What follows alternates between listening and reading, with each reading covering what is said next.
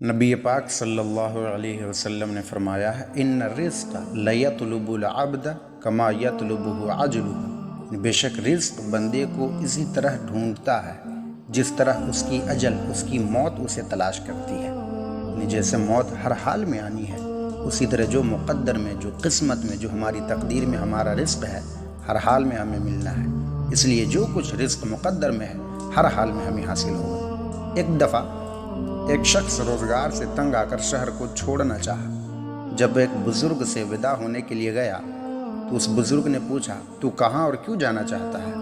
उसने अर्ज़ किया, हुज़ूर मैं ये शहर छोड़ना चाहता हूँ, शायद मेरे रोज़गार में कुछ बेहतरी आ जाए। उस बुज़ुर्ग ने फरमाया, ठीक है जाओ, लेकिन जिस शहर में जा रहे हो उस शहर के खुदा से मेरा सलाम कहना। वो शख्स हैरान हो गया और पूछने लगा, क्या वहाँ कोई और खुदा है? खुदा तो हर जगह एक ही होता है। उस बुज़ुर्ग ने फरमाया, ए नादान, जब तू इतना जानता है कि खुदा हर जगह एक है, तो क्या इतना भी नहीं जानता इस शहर में तेरा मुक़द्दर भी एक है?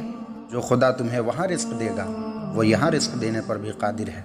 जा इताअत इलाही में मशगूल हो, फुराख दिली से काम कर, फिर देख अल्लाह क्या क्या नेमतें तुझे अता करता है।